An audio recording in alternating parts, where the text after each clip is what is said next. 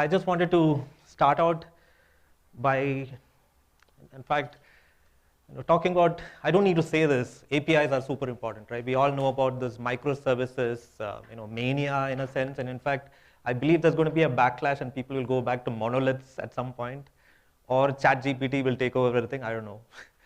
But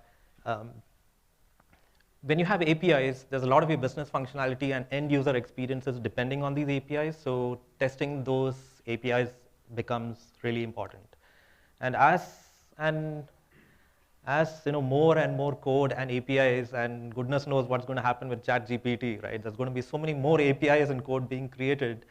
I sincerely believe there's going to be a lack of testing, and testing is going to become more important, right? Imagine a world where all the code is being created by AI, which looks increasingly likely.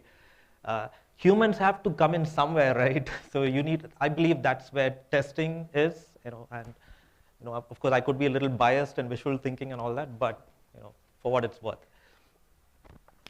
I want to start out by having all of you kind of think and hopefully agree with me on a lot of these challenges that you might be going through in your teams right now. And these challenges have been the same for many, many years. If you look at Selenium has been around for how many, 20, 25 years, and how many of you use Selenium or similar tools? Okay, right. And flaky tests, I don't need to say much. It's one of those things that people keep talking about in test automation, flaky. And it's true, UI automation is flaky, right? API testing, maybe not, we'll talk more about that. And because tests are so hard to maintain and are flaky, many teams today talk about in-sprint automation, right? It's this dream that you want to achieve, and your leadership will be telling you, you should be automating as soon as your code is created. It's very hard to do. It's something people try to do, but people fail. Test automation, is it maintainable? It's a question you should ask. I feel that a lot of test automation that exists today is not maintainable. It works, but keep in mind that your tests live on for a long period of time. As long as your APIs or applications are live in production, you need those tests running day in and day out as your CI/CD and regression tests. Maintenance is very important. Maintainability is very important, and the functional coverage. And performance testing, all of us know, right? It's overlooked, or people don't get time to do it. And it's like a last minute, oh my God, we are going to production, we need to do a test and all that. How can the state of test automation, the health of your project, your confidence in your releases, how can you improve all of that? These are challenges. Are there solutions? We'll get to that. And one of the things that I wonder about a lot is why isn't API testing talked about more? And I think we did a show of hands at the start. I think at least 10, 20 folks are already doing API testing. So you folks are probably not the target audience for this talk, okay? Maybe, or let me put it this way, if you're doing API testing, one of the things you can probably start to do going forward is to reduce your dependence on UI testing and do more API testing, right? And I'll try to build a case for it. Of course, take what I'm saying with a large pinch of salt, because I am somewhat obsessed with API testing, and I will openly tell you that I have done my fair share of UI automation, and I've hated it, UI automation. UI automation, I believe, is one of the hardest things in the world to do properly, at scale, and in a stable way. Right? And yeah, you might find that shocking or surprising, but I'm telling you what I honestly believe. And I find it very sad sometimes when I find people don't even think about API automation, or kind of avoid it because they feel it's hard. It requires you to be technically knowledgeable, which is not true. Okay, and I'll try to make a case for that. And as I said, hopefully your takeaway from all of this is that you can go back to your teams and your test suites. If you're not doing API testing, of course, start doing API testing. That's a certain, that's certainly what I'm here to try and convince you to do. And give you enough data points so that you can convince your teams, because that's super important. And in case there's a perception that API tests cannot, give you enough coverage of your, back-end logic and all that, it can. That's something I have seen working, definitely time in and time out. So I'll talk about that. And nowadays, right, if you go to any discussion forum and and you hear people talking about test automation, I think 95% of the time people are talking about UI automation, right? It'll be some Selenium, Cypress, Playwright, kind of discussions. It's natural, and the reason is because people can touch and feel a UI, right? As human beings, we naturally think and talk about things that we can see, right? And APIs are these kind of mystical back-end thing that you don't, you can't see it. It's like back-end, headless. And the last point on the slide is there's a sheer amount of community momentum and literature and interview questions on the net all about Selenium kind of tool. Selenium obviously has been around for a huge amount of time. It's an amazing project. It's really lived on for a long time. And because there's so many people talking about it, people follow the crowd, and the consequence, at least in my somewhat biased opinion, is people don't worry about API testing enough, right? To the extent where I've seen, and I'm sure you have seen this a lot, which is if someone is given a task to do automation, they'll immediately start trying to automate the browser. It's very natural, right? And I'm here, one of my life missions in a sense now is to start educating people that, there are some better ways to achieve your test automation, and there are a lot of advantages, which I will talk about. So now, why are APIs so important? And again, probably I don't need to lecture you on this a lot. You already know. Microservices, the whole industry has changed, and people talk about API economy. And interestingly, the kind of interesting time we are in now, I do see that because of ChatGPT's plugin system, for example, for those who have looked at it, it all depends on APIs. There is a chance, in my opinion, that every enterprise will now need to ship a few very critical APIs, because these are the APIs that you're going to let all these agents from ChatGPT and so on start hitting and doing work. Okay, so watch out for that. It's quite likely, in my opinion, that APIs are going to become even more important.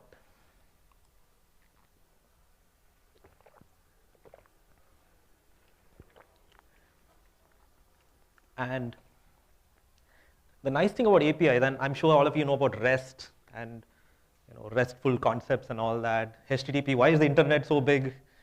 Why did the internet take over the world? There are many reasons for it. It's partly because of the nature of HTTP. No matter what device, no matter which region or geography in the world you are, you will be able to make an HTTP connection to another machine, and you don't care about which language, whether it's a mobile device, whether it's a Raspberry Pi, doesn't matter. You can do HTTP. All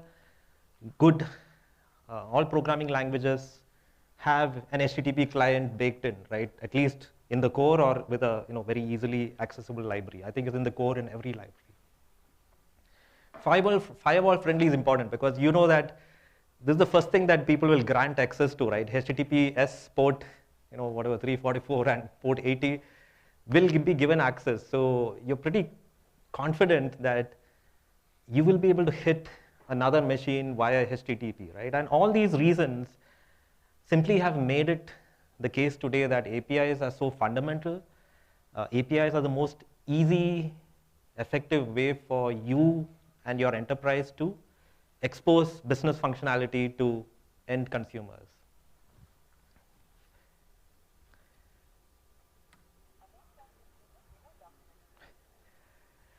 And a very simple picture, but the point on this slide is that APIs are very core and foundational to enterprises, and that's what we are seeing today. And let me put a little twist here, which is JavaScript and a front end, right? And one of the things I'm doing in this talk is certainly setting things up so that I am talking about APIs and the advantages. And I'm making a case that UI is a slightly harder problem to deal with for test automation and for even implementation. And I'll give you an example. You must have heard the term, JavaScript fatigue, right? There's too much of JavaScript nowadays. Most of you must be using React or Angular or Vue, and goodness knows what's going to come up. There are jokes, right? There's a JavaScript framework being invented every 2 weeks or whatever, and it's a huge problem. I've hated it, right? An NPM-based project will not work 2 months later.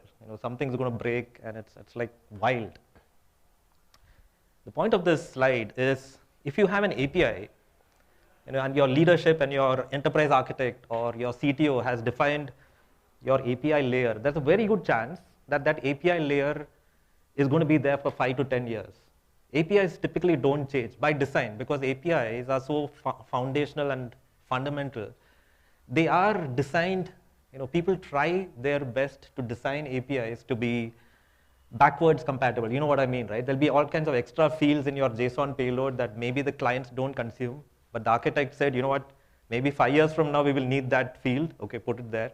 And you can add fields to REST responses without really affecting your clients. That is one of the nice things about APIs.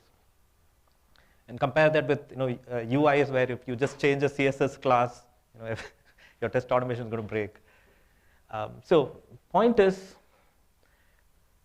one of the other reasons why APIs are so important, and I give you an example of ChatGPT, kind of adding a new dimension to APIs, but APIs are core, APIs are foundational, APIs are likely to be there in your enterprise for a long time, and focusing your test automation on APIs makes sense because that is a durable competitive advantage that you will have. Okay, and with that, I've told you all the nice things about APIs, and I've kind of told you all the not so nice things about UIs in general. Okay, and all of you who have worked on Selenium will immediately understand all the things on this slide, right? And it's not just Selenium. Whether you're using Selenium, Playwright, what are the others? Cypress, okay, Test Cafe. That's another thing. There's so many tools to choose from for UI automation, and choosing a tool is not enough. Sometimes you have to choose the language. In Selenium, for example, should you use Python or Java or Ruby to write your tests? I find such discussions a waste of time personally. So my approach is very opinionated in a good way, hopefully, and you might agree.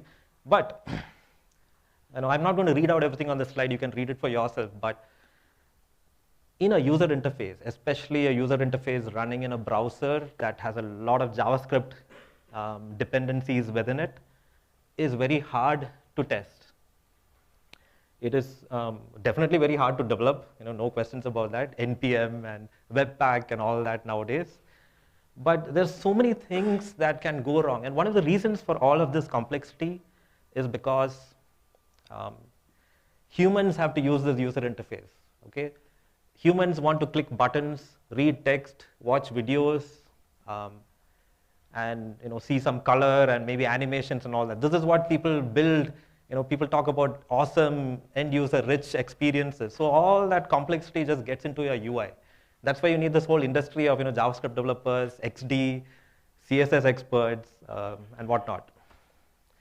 And this is not easy. Now think of someone having to write code for automating all of this. It's not easy, right? That's my point. This is the reason why UI automation is flaky. It behaves differently depending on the time of the day and all that. If a developer sneezes in the CSS team, your test will break. Okay, so yeah, that's. And compare this with the world of APIs, which is, what is an API? You just call an endpoint, make an HTTP call, you may pass some JSON and headers, you get some JSON back, and you're done, right? An API is meant for machines, which gives it a little more simplicity. And in test automation terms, I just want to reinforce the point for you to take away to your teams that Do not be scared of API testing. With the right tool especially, API testing we have found is something that even non-programmers can pick up very easily. Okay, and if you are able to do that, covering your core business capabilities using API tests is something that you can very well achieve. Now I'm just going to go on a little detour just to make things interesting, and I'm sure how many of you were programming in the 2000s, when Google first came up with Gmail, and anyone here? Okay, yes, there's certainly a few, okay, very few, and this is good, just listen, it might be a nice reminder, or if you haven't been around in that era, it's hopefully I'm going to give you some insights into how we got here today, right? Today we have this React and Vue and this JavaScript monstrosities, in your browser. So how did we get here? In long time ago, when you clicked on a button on a web page, the entire page would refresh, and then you'll see a new page, right? If you posted a form, if you clicked a submit button, the entire thing will go to the server, and then refresh the HTML. This is how the web used to work. And I know I'm going to list a few technologies. ASP, not ASP.NET, okay? ASP, PHP. There used to be JSP and things like struts, which I used to work on, which was terrible, if you ask me. And all those frameworks in that time were server-side rendered HTML frameworks. And here's the very funny thing, and I'm just telling you, and some of you will not understand why this is funny. I think as of right now, there's a resurgence in server-side rendered HTML and all the JavaScript frameworks. To people like me, old-timers, this is extremely funny because we have been there. This is how the whole industry started. But most of you, I think, are not blissfully unaware of this evolution in how we were. And then what happened in 2005, if I remember right, Google Gmail came out. It was like a huge thing. Wow, Gmail is like light and snappy. I click something, one bar comes at the top. Ajax, right? All of you know what Ajax is. Ajax did this, right? Where if you now click, if you do something on a page, some sections of the HTML, some DOM replacement will happen, and it feels great. Awesome user experience, like light, rich. People refer to it as rich user interface. Google Maps was a great example. They changed the game. And what happened was expectations were reset. Now people expect your web applications to look and feel and behave like this. And in my mind, at least, plus, and let's look at Ajax. Ajax stands for asynchronous JavaScript and XML. Okay, and that's also interesting because in those days it was XML. Slowly over time it became JSON. Why? Because when you're starting to do so much of heavy lifting in a browser, JavaScript is the most natural language, right? JavaScript and HTML is like a combination made in heaven. You know why? Because that's the language of the browser. So Ajax became Ajaj maybe over time, and you can imagine that. And yes, those of you, I don't know whether this architecture exists anymore, model view controller on the server side, but this is what the frameworks like ASP, JSP, struts, PHP, and all, they worked in this model where you send HTTP requests and you get HTML back. Okay, and what's happening today with and this is basically I've given you now a sense of, as I repeat, how did we land today in this world where the browser is doing so much things? We talk about single page applications, right? What do we mean by a single page application? Is that you have this big blob of JavaScript that you try your best to minimize by using chunking and weird webpack kind of strategies. But finally, the first load is going to take time because a lot of JavaScript is going to come to the browser, okay? And then that makes some get and post. And what do you return? JSON, okay? And then you have this extra work, that green blob of JavaScript is now going to massage that JSON into the DOM, React, Vue, Angular, whatever, and finally you get a user interface, okay? And I'm giving you a sense of, what, in my mind, this is my conspiracy theory, right? We arrived at this kind of architecture, and I think all of you will agree that this is the dominant architecture of the web today, right?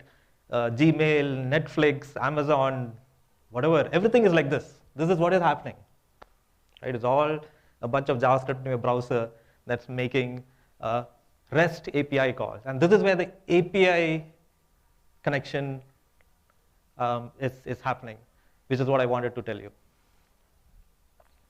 Okay.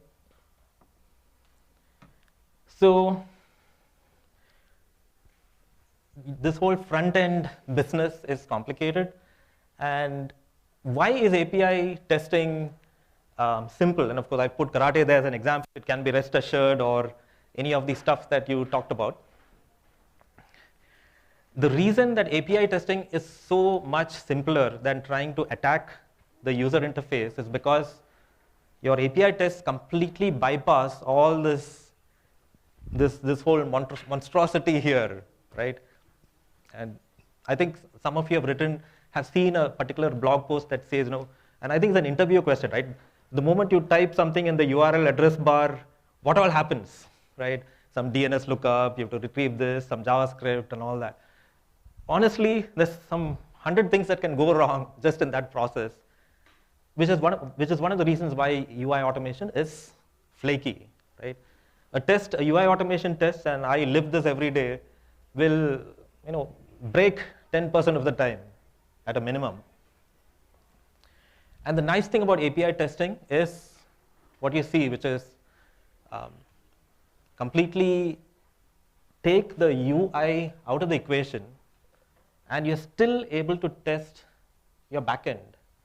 Because your backend is doing all that REST business, right? It's getting some REST requests and returning JSON, and all your business logic is encoded in your server, and things become much more simple.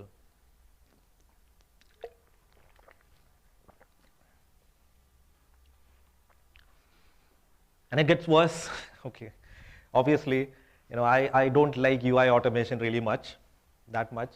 But those of you who especially know Selenium will know that in order for Selenium to work, there needs to be something called a driver, right? Web driver is a specification which the Selenium actually became a W3C specification and all that. But setting all of this up, and I'll repeat this point in a moment. Always keep in mind, if you're doing a UI automation test, you need a browser installed, you need a display, okay? Your machine needs to be a somewhat heavy-duty machine. You can't easily do UI automation in a cloud. Why? Because cloud machines typically have no displays. These are all headless machines. Okay? It's a huge problem. It's just one of the problems you need to overcome when you do UI automation. And in comparison, API testing is simple. And API testing, as I will start going to details here, I have another slide after this, which is a nice summary, which if you want, you can take a snapshot of and share with your teams. But what I'm going to do now is just go through a few, like bullet points as to why should you prefer API testing instead of UI testing, or the disadvantages of doing UI testing. I don't need to explain simpler. I already gave you enough context that, for example, you don't need too much of hardware, and you don't need a display. There are far fewer moving parts. An API test is just making one request and validating a response. It's definitely going to be faster. When I say faster, you can actually run it in parallel. This is a huge, in fact, one of the things and one of the reasons I created Karate as an open source project is because I did not see good options in the entire industry for running tests in parallel.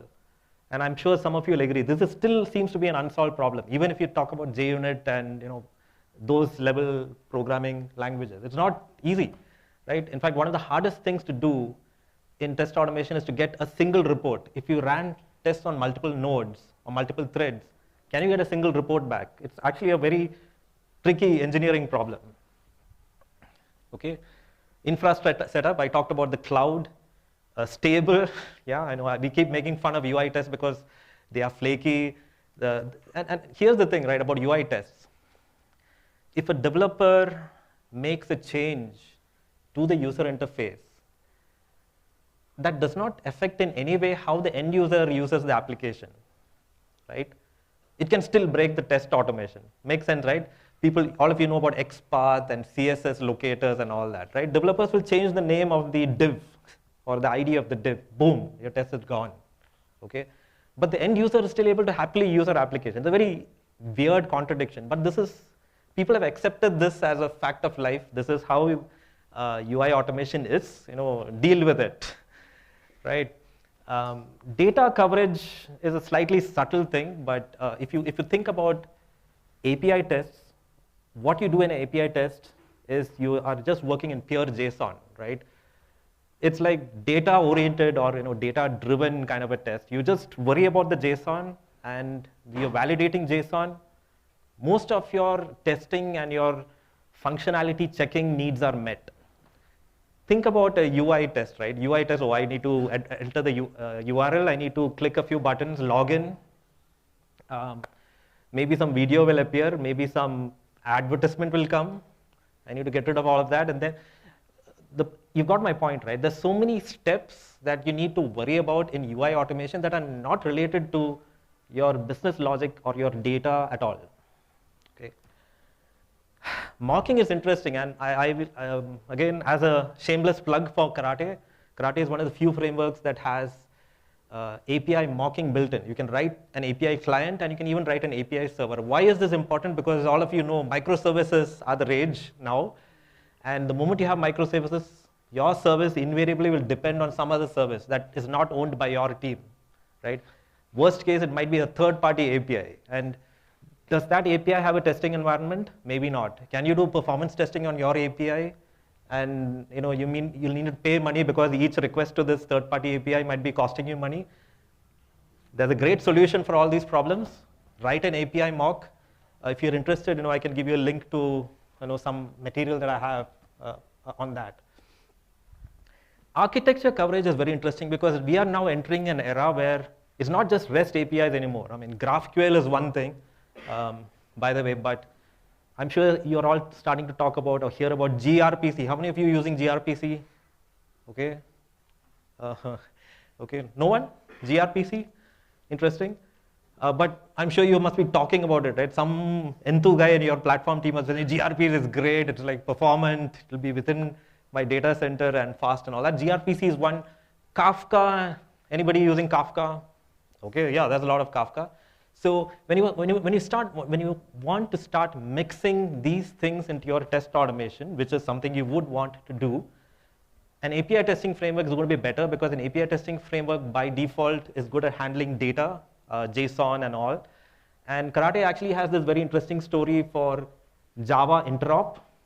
Those of you who use Karate, I think just one or two here, would be aware of that. So you can actually test many layers. If you think about UI tests, you're just testing your user interface, that JavaScript stack. Yes, indirectly you might be testing some other functionality, but the advantage you have with an API testing approach is that you're not only focusing on REST, you can involve even asynchronous flows like Kafka, ActiveMQ, and email flows, for example.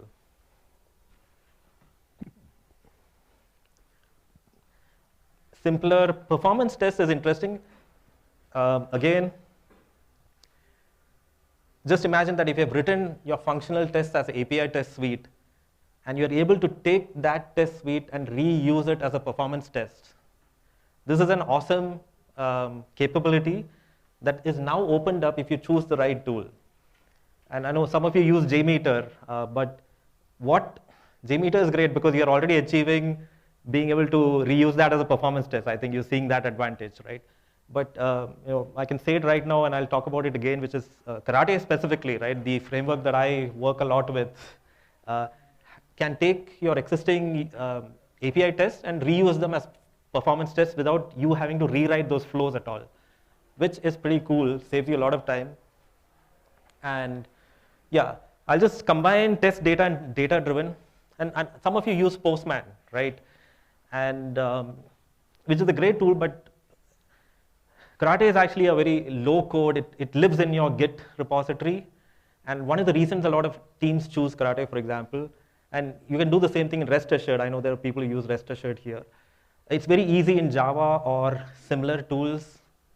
And I just give you some context, right? If you're talking about API testing is all about massaging JSON finally, right? There'll be arrays of JSONs and looping over an array and running a test is actually far easier for API tests. It's very easy for you to reason and model the data and think about the JSON data.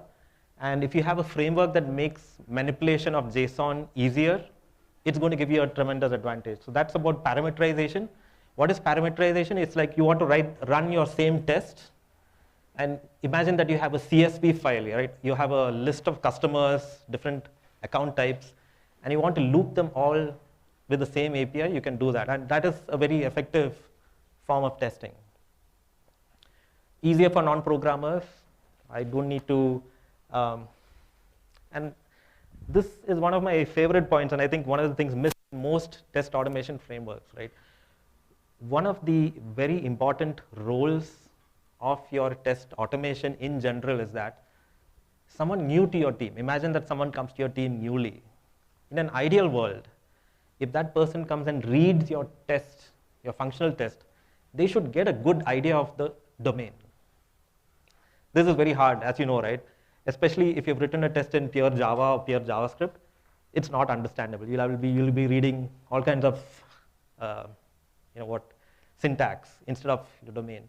And Karate, and I'll leave it to you to judge, right, has tried its best to reduce the clutter when you write a test and make it more about which API, which URL, which path, what data did you pass, and then move on. Okay, so yeah, this is, I just flashed this if you want to take a quick screenshot, because this, right, if you're trying to make a case in your company and say, you know what, these are the reasons why we should be, if you're not doing API testing, you should just stop everything and start API testing, is what I sincerely believe. But if you have like 80% UI testing, I would urge you to maybe make that 50% or less, right? I'm not saying that you should not have UI tests, okay? So let's get that very clear. You will need UI tests, but it's quite likely that you will be able to write a smoke kind of a sanity test for your main customer journeys on the UI, and everything else can be API testing, and you will still manage the risk, which is what you're trying to do with test automation. Okay. So we have time for questions, and if you want, I can do a quick demo of a couple of things if you're interested. So as I said, Karate is a interesting Indian open source project completely written out of Bangalore. I'm the main guy, I created it. It's been around 6 years. And because Karate became a hit, to be very honest, I'll give you some evidence of that. And you can look it up on GitHub. I'm sure some of you will be doing it right now. 7,000 stars in 6 years.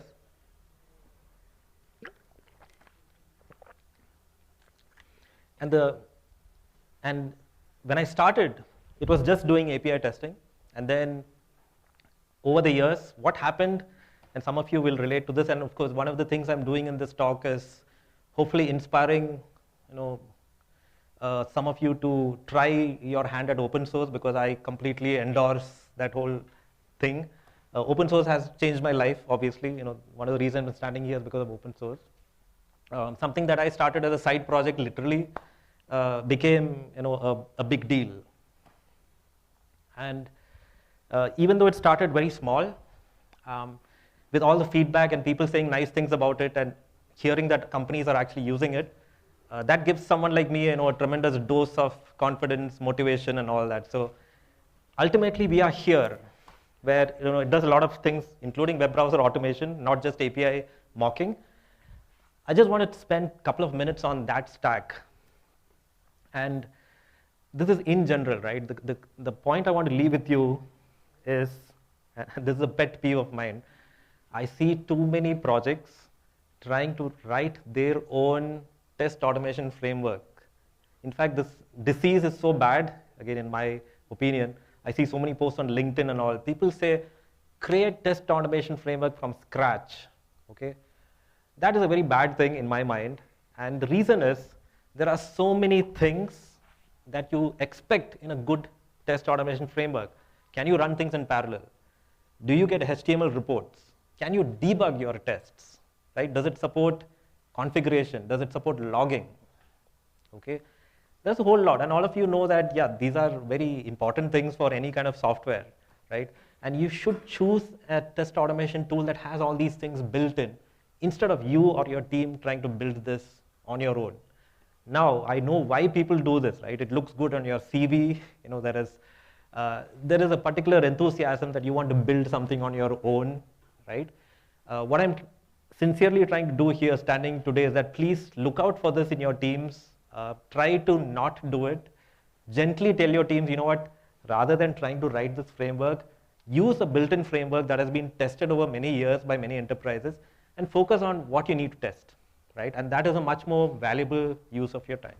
I know this might sound like an overly labored lecture, but you have no idea how many horror stories I've seen in terms of test automation.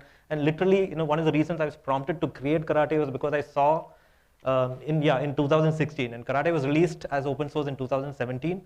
But the story is that I looked at a particular test suite that my team was using in Intuit, and I hated it. It was terrible. It gave me, I couldn't understand it, and it was, there were so many abstractions, and that's another lecture that I do on the side, which is, I think people, at least for test automation, focus too much on reuse. No, please don't worry about reuse when you're writing a test. Your test should be readable, and reuse is a good thing and a bad thing. There are trade-offs. When you reuse code, you need to now read 3 or 4 pieces of code to understand what the code is doing. And I just want to tell you that it's not something you need to action upon immediately, but hopefully you will get a slightly different way of thinking about what your tests should be doing. By all means, apply design patterns and, you know, reuse and adapter strategy pattern for your code. Please don't do that for test automation. Is my, again, a very humble, sincere request, you know, coming out of, you know, a lot of pain, having seen, you know, various, you know, specimens of test automation. So, shameless plug, you know, these are the reasons why you should consider. Please look up Karate for those of you who haven't, you know, looked at it. It is, it does API assertions, which is one of the most important things, which is when you have a lot of JSON. One of the reasons I created Karate was I could not find a good solution for taking one JSON and doing an equality comparison with another JSON. And an equality comparison is very, very tricky. You need to do a deep nested comparison. Some UUIDs and timestamps might be there, which you want to ignore. All these things are taken care of in Karate, something for you to look out for. I'll not read out everything else, but again, I want to repeat that you can reuse Karate tests as performance tests. We use Gatling, which has actually got a lot of technical advantages. It's supposed to be better than JMeter, something for you to consider. But just imagine that you can tell your team, just write API tests, performance tests you get for free. And honestly, no other open source tool does that. So it's honestly a reason why so many enterprises choose Karate. And I'm just flashing, you know, these are the enterprise users all across the world. And, you know, literally I've been spending the last 1.5 years actually talking to most of these logos. So I'm sure the logos speak for themselves. It's also definitely me giving you a sense of, okay, maybe you should take a look at the opportunity here for you to do something different in the way that you're doing API test automation. Okay, and what I will do, since there is interest, most of you haven't seen Karate, right? Let me run a test very quickly so that you get a feel of how it looks like. And yeah, feel free to ask me questions. We are now at the last couple of slides. You can, should I boost it? Command plus. Okay, and one of the first things you should notice is that Karate has first-class support in Visual Studio Code.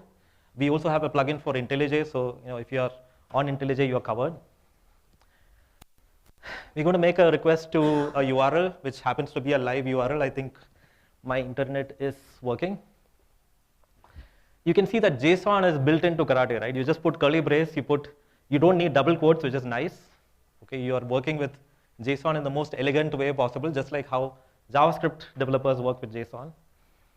And we are making 2 requests. So that is one reason why Karate is very effective for API testing, because when you're doing proper API testing, and I talked a lot about end user workflows, you should be testing your APIs exactly how your end users consume your APIs. These will be in sequence, right? Login, create account, make order, update account, whatever, and then all that. It's a huge cycle. And surprisingly, not many API testing tools do a good job of that. If you look at this test, and I can show you other tests where you can actually see top to bottom, a very nice flow of the business transaction, and you can read the JSON inline, obviously. The match is an assertion. Let me just run this, and of course, Visual Studio Code, you have the code lens and all that, so it's like easy. You don't need to get onto the command line and all that. So yeah, we are hitting the internet. That's a little slow, so it's probably going to fail.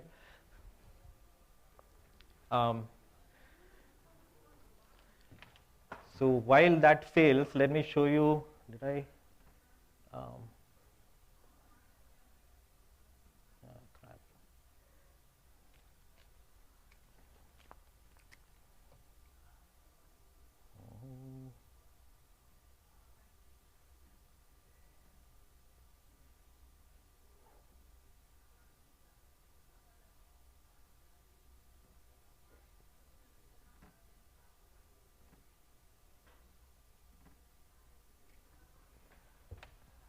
Anyway, I'm going to open the test failed, so you'll at least see what a failed report looks like. That's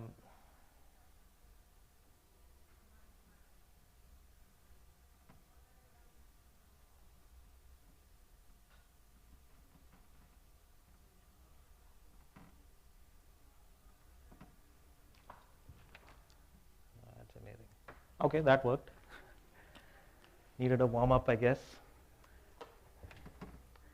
And one of the nice things about Karate is that the HTML reports are built in, and a selling point of Karate is that you see the traffic, right? Whatever happened on the wire is going to be inline. Now, the last part of the demo I want to show you is very important, because what you expect, this is the happy path, right? This is what you should be interested in and what you should expect from your automation tool is what happens if you have an assertion failure. So what I've done is now I'm going to simulate a data mismatch in the response.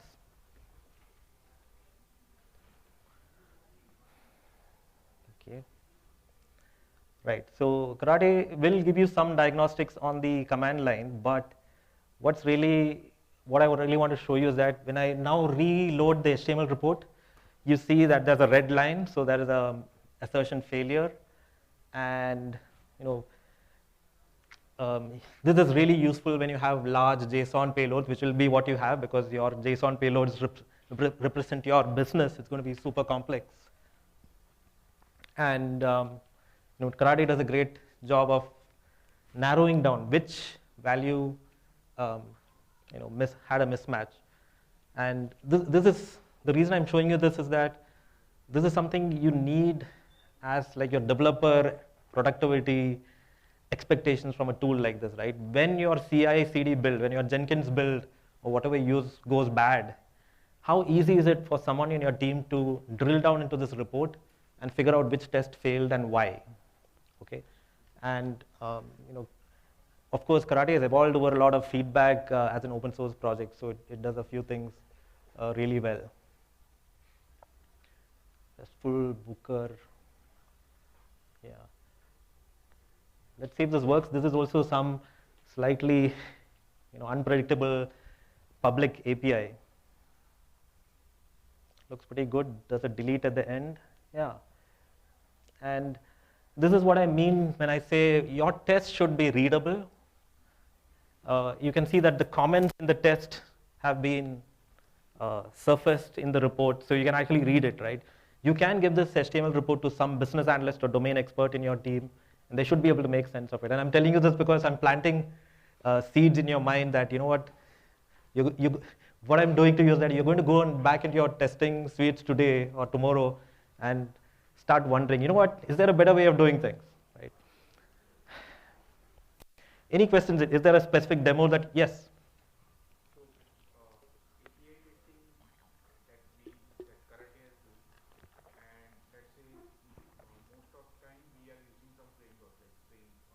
Yes. They are also provided higher level framework that you can target for specific API. Yes.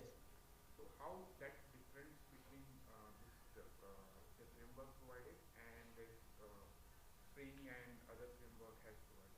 Brilliant question. I'll repeat that for the benefit of the microphone and recording, which is there are frameworks like Spring that have built-in testing constructs, right? Spring Test is a big project. And I know that they also have a mock for the API stuff, and you can stub it out and all that. Yeah, the controller or whatever you have, right? And the question is, like, what's the difference between that mode of operation versus what Karate is all about? It's a great question. And first of all, Karate is hitting things at the HTTP layer, no questions asked, right? You are treating your application as a black box. You don't have any expectations of the beans and the controller and the annotations, right? And Karate test will be your final CI/CD stage, meaning that you will have some tests that will put, at least if you are an enterprise team, you will be pushing your application onto some staging or QA server, and Karate test will run against that server, right? That is not easy to do with a Spring kind of approach, right? It's kind of invasive. You need to be in your IDE, Java code, and all that. The other interesting reason, which is very interesting, is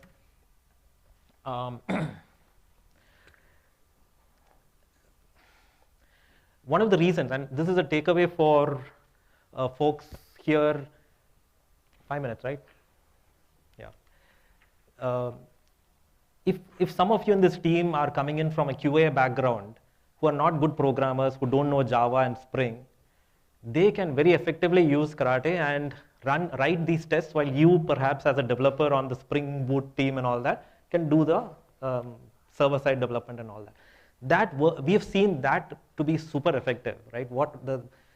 Honestly, I didn't expect Karate to become like that, but Karate has seen a lot of adoption from people who are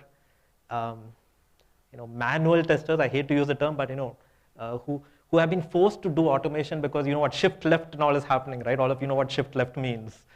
And Karate has been very, very helpful to those kind of people. So my message to developers is that you as a developer, you have plenty of burdens on your shoulders, like you have to do DevOps now, right? Everything's in cloud. You have to do interviewing. You have to do design, talk to your product owners and all that. You have too much on your plate. And it is in your interest that you're able to give out this business of writing functional tests from an end user perspective, right? Someone who knows the domain. If they can contribute to the test automation, it's a good thing. And I advocate that Karate can do that. Does that make sense? Awesome. Great, yeah. Just to paraphrase it again, yeah. Is it a good comparison that the testing that you do in Spring or any of the frameworks yeah. in your CI or during your build is more of focused on a single endpoint? It will be more component and unit focused than end-to-end integration. Absolutely, yeah. It's a good one. Thanks for bringing that out as well. Yes. I didn't talk about it, but short answer, and I know I was talking to someone who was a Cucumber user. You would have noticed that Karate has a slight similarity to Cucumber. It is deliberate. So answer is yes. Being able to define a table of data and having Karate automatically loop over it without any extra syntax is built into the framework. Okay. This is one example. It's a little outline, simple. Yeah. Those of you who know Cucumber will know this table, right? It's a very human-friendly way of putting a table. And when I run this test, it's actually going to loop CSV files. You can call it database. You can dynamically create data on the fly. Yes. think I have a CSV, but okay. Great. Yeah. Any more questions? Yeah. Yes. So we are saying instead of for the particular flow, basically, we are saying instead of doing a UI based testing because it is more brittle or something, we can shift to the API.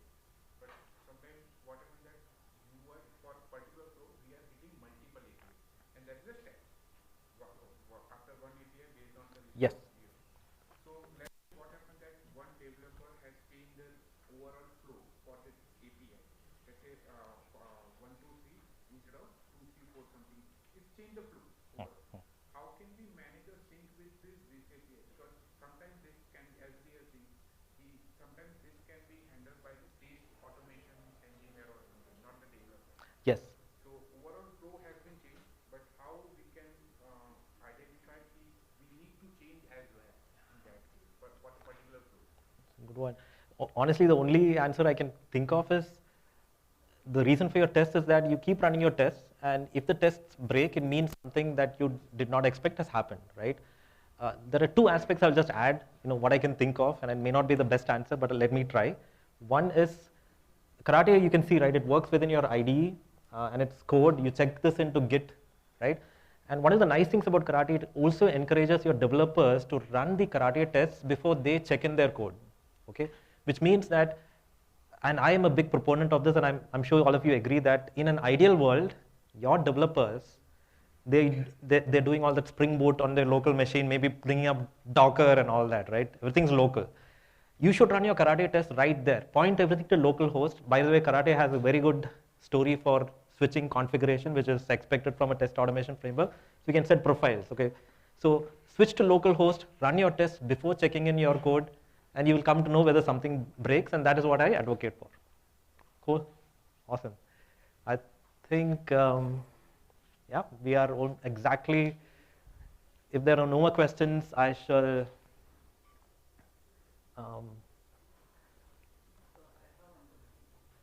yes.